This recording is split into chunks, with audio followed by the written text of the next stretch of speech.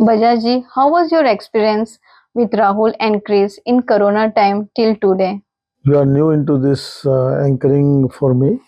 2007 से जो मेरे केस चल रही थी उनको उसका अनुभव था, नॉलेज था, और कोरोना टाइम में मैं उनके टच में आया।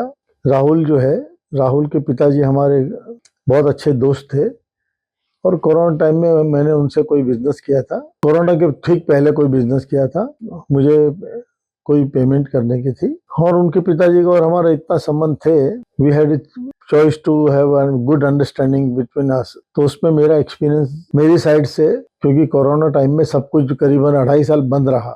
अब जिस आदमी से अपना रिलेशन होता है उससे आदमी एक्सपेक्ट करता है कि कोरोना टाइम है तो बिजनेस में, व्यापारिक चीजों में लेना देना और कई चीजें जो है वो डिले होती है, क्योंकि सब पूरा वर्ल्ड बंद है। राहुल जो है वो हमारे दोस्त के बेटे थे, तो हमको एक एक्सपेक्टेशन थी, क्योंकि उनका भाई का भी नाम राजन है, इन गुड पोजीशन। और मेरा राहुल से एक्सपीरियंस जो रहा, क्योंकि राजन का उसमें इन्वॉल्वमेंट नहीं है, वो उसके ब्रदर हैं उसके, और वो अलग अलग बिजनेस करते हैं। तो मुझको कोई बिजनेस में मुझे उनको कोई पेमेंट करनी थी या गुड्स का आदान प्रदान करना था, जिसमें समय लग गया।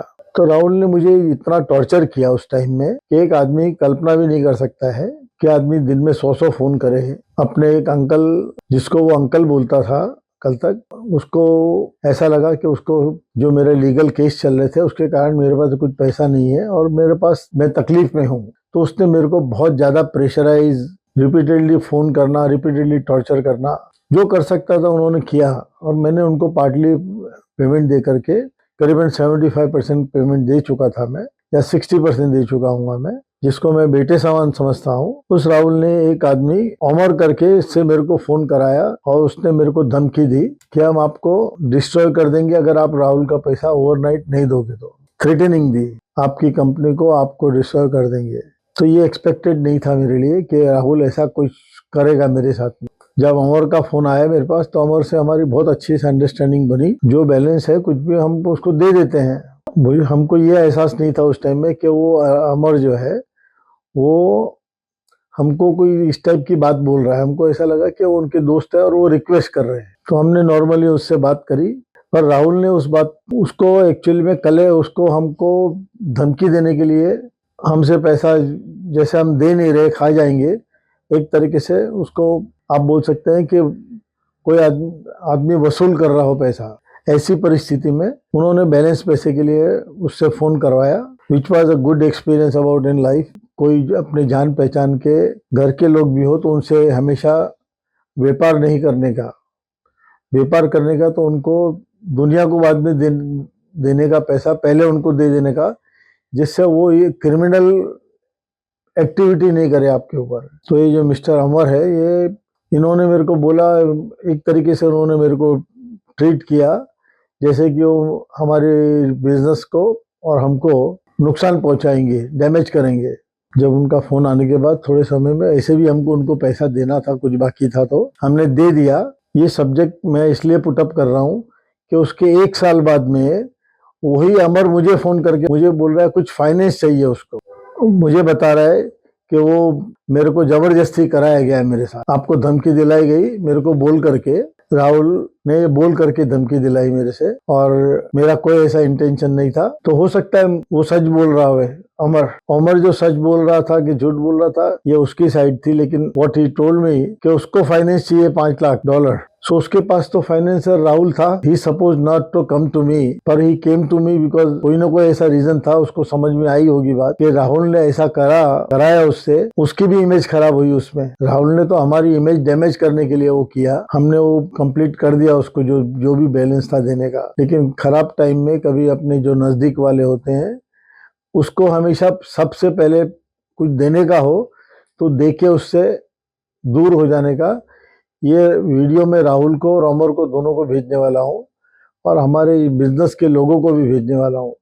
क्या ऐसा कभी होता है तो जो नियर बाई लोग हैं उनसे कैसे बचने का। जो दूसरा सब्जेक्ट है क्रिस ये हमारे एक बिजनेसमैन है, जिनका इंट्रोडक्शन हमारे एक जानने वाले कमलेश जी, उन्होंने मेरे को करवाया। उनसे इंट्रोडक्शन इस टाइप का था कोरोना के पहले। कमलेश जी ने बताया कि ये भाई साहब को हमेशा माल चाहिए होता है और इनके पास में फाइनेंस होता है, और आप इनको माल देंगे तो आपका ये माल बेचेंगे। जितना आपको पैसा एडवांस दिया होगा वो पैसा बैलेंस का पैसा जैसे माल बिक जाएगा तो डिडक्ट करके आपको दे देंगे। तो इस अंडरस्टैंडिंग में करीबन हमारा क्रिस के साथ में 3-4 साल बिजनेस ऐसा रहा। हमने उनको एग्जांपल 10 करोड़ का माल दिया या 1 मिलियन का माल दिया तो उन्होंने हमको $6 लाख दे दिए, बोले बाकी और बिकेगा माल तो आपको और दे देंगे। तो इस टाइप का बिजनेस चलता रहा। पता चला कि उसमें वो लोग ऐसा बोल के, मीठा बोल के आपसे माल ले लेते हैं, आपको पैसा दे देते हैं, बाद में वो आपको ब्लैकमेल करते हैं, आप ओवरनाइट हमको पैसा वापस करो नहीं तो हम आपका सारा माल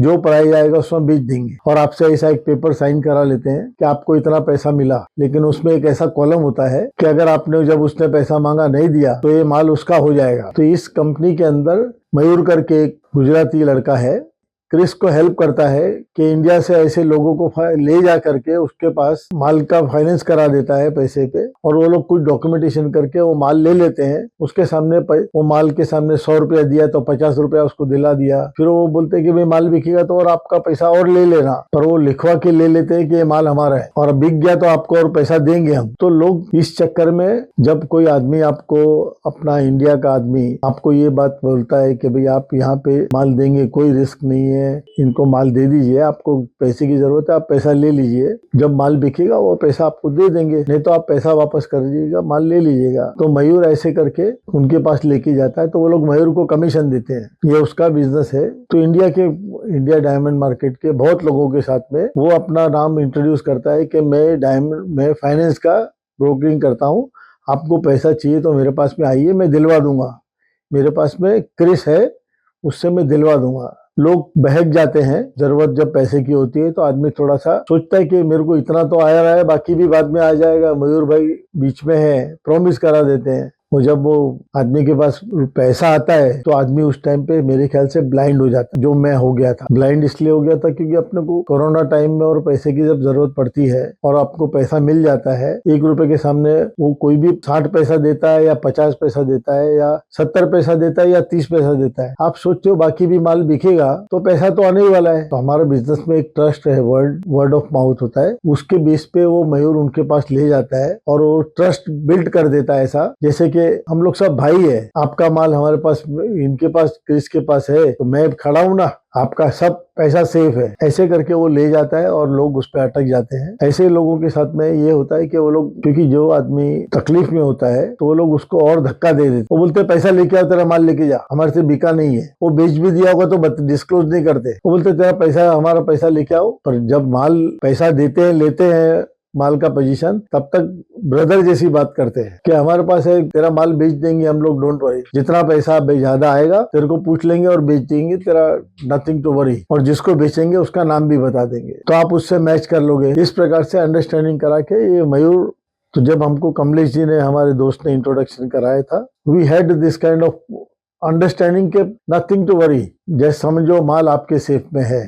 जब आप कोई बात करने की कोशिश करो तो वो आपको माल दिखाएंगे भी नहीं, आपको आश्वासन देते रहेंगे कि मैं ट्रैवल कर रहा हूँ, आप बोलोगे कि ठीक है मेरे पास पैसा रेडी है, तो वो आपको बोलेंगे कि अभी मैं ट्रैवल कर रहा हूँ, उसमें से कुछ माल आपका कोई मांग रहा है कस्टमर, तो आपको बोलेंगे मैं ट्रैवल कर रहा हूँ, जबकि वो माल वो उस टाइम पे अरेंज कर सकते हैं, लेकिन वो नहीं अरेंज करते जान करके, लेने के टाइम पे बोलते हैं मैं अब जब बोलोगे अरेंज कर दूंगा। बाद में जब आप उनके पास में, जैसे 100 रुपए का माल है, कोई आपके पास कस्टमर है जिसको 25 रुपए का उसमें से माल लेना है, तो वो माल आपको 25 पे वो माल दिखाने के लिए भी नहीं देंगे, वो कोई ना कोई बहाना बना के आपको गुमराह कर देंगे, और वो जो लेने वाला है आपका जब तक चला जाएगा, फिर वो बोलेंगे I am sorry brother, I wanted to give you but now you want, तो हम बोलेंगे अभी वो कस्टमर तो चला गया। हम अगर उस टाइम पे ये बोले कि अभी माल कस्टमर है तो हम फेल हो जाते हैं, क्योंकि कस्टमर तो है नहीं उस टाइम में।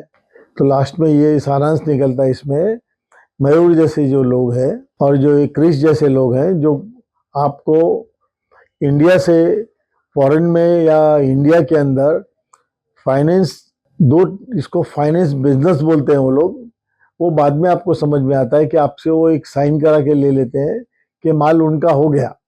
सो ये ट्रस्ट ऑफ ब्रीच जो है, वो साइन कराने से आपका ट्रस्ट ऑफ ब्रीच को भी वो अपनी साइड कर लेते हैं, जैसे कि वो लोग होनेस्ट हैं, उन्होंने कोई आपसे चीटिंग नहीं किया है, तो आपके हाथ पांव कट जाते हैं। तो ऐसे लोगों की बात में कभी नहीं आना चाहिए। किसी से पैसा नहीं लेना चाहिए इस ट्रस्ट पे, और अपने आप को उसके अंडर में 1 रुपए की जगह पे 40 पैसा आपको मिल जाता है या 50 पैसा मिल जाता है, उससे आप बाकी का पैसा लॉस कर लेते हैं। स्पेशली मैं उस सब्जेक्ट के लिए बोल रहा हूँ कि ये जो लड़का मयूर है और क्रिस है, ऐसे बहुत सारे लोग इस इंडस्ट्री में होंगे। तो मैं हमारी इंडस्ट्री के बारे में ये I will try to put up in diamond market also this video to stay away from this kind of people. बहुत लोग ऑलरेडी फंस भी चुके होंगे और मैं उनके पीछे लीगल कैसे जाऊं वो मैं स्टडी करता हूं, तो मुझे कोई एवेन्यू नहीं दिखता है कि मैं लीगली भी कुछ कर सकता हूं। मैं कोशिश भी करूं तो वो लोग की पहुंच वहां तक होती है कि वो आपको मरवा भी डाले। वो क्रिमिनल में इतने आगे तक होते हैं कि आप कुछ करने की कोशिश करो।